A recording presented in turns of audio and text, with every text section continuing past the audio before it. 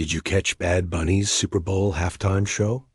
If you thought it was just a great concert, you missed a whole lot more. It was packed with hidden messages, cultural statements, and one of the most unique weddings ever. Stick around as we break down every single detail you might have missed. Let's start with the most talked about moment. That wedding on the field. Was it real? Absolutely. The couple, whose names were later revealed, had actually invited Bad Bunny to their original wedding. His response? He counter-offered, suggesting they get married during his Super Bowl performance instead. And they said yes. The efficient Antonio Reyes performed a legitimate ceremony right there in the middle of all the chaos. It was a beautiful, spontaneous celebration of love, broadcast to millions. But did you spot the kids sleeping on a row of chairs nearby? This wasn't just a random detail. It was a nod to a universal experience at any big Latin American family party or wedding. You know the scene. The music is loud, the adults are dancing, and somewhere in a corner, a kid has conked out, completely oblivious. It was a small, authentic touch that made the massive stadium feel a little more like a family gathering, bringing a sense of shared culture and nostalgia to the forefront. It was a subtle wink to his audience, saying, "I see you, I'm one of you." Then came the powerful parade of flags. As flags from every single country in North, Central, and South America were carried across the field. The stadium screens lit up with a simple but profound message. The only thing more powerful than hate is love.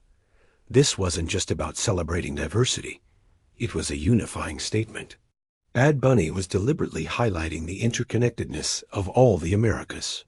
And to cap it off, at the very end of his performance, he held up a football with the words, "Together, we are America."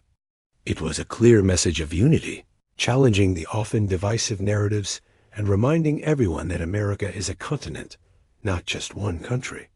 Another deeply personal moment was when Bad Bunny interacted with a young boy on the field. The scene started with the boy watching Bad Bunny win a Grammy on a small TV. Then, in a symbolic passing of the torch, the real Bad Bunny walked over and handed him an actual Grammy statue.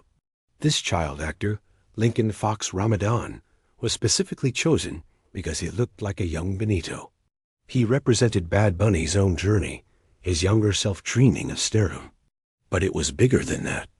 He also symbolized the next generation of Puerto Rican artists and dreamers, showing them that anything is possible. It was a message of hope, inspiration, and paying it forward.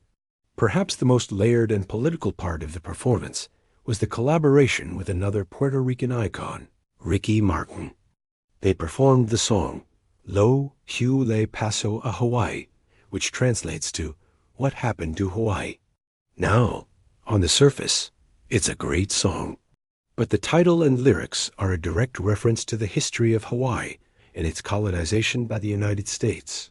In the late 19th and early 20th centuries, the U.S. occupied the kingdom, overthrew its government, and marginalized its indigenous population. Why bring this up at the Super Bowl? Because it draws a powerful parallel to the history of Bad Bunny's own home, Puerto Rico. Puerto Rico is also a U.S. territory with a complex and often painful colonial history. By singing this song with Ricky Martin, Bad Bunny was making a subtle but unmistakable political statement about colonialism, self-determination, and the ongoing struggles faced by places like Hawaii and Puerto Rico. He used the world's biggest stage not just to entertain, but to educate and provoke thought about histories that are often overlooked or ignored by the mainland.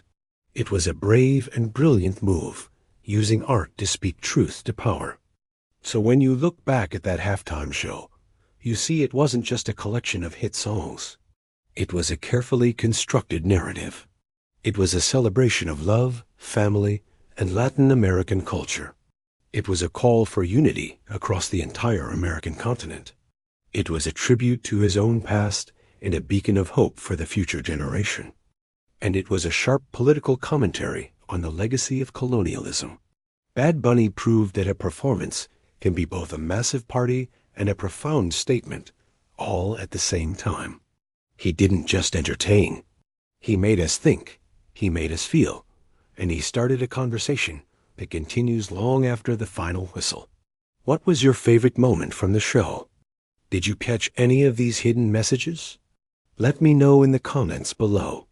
Thanks for watching, and don't forget to like and subscribe for more deep dives into the culture you love. See you next time.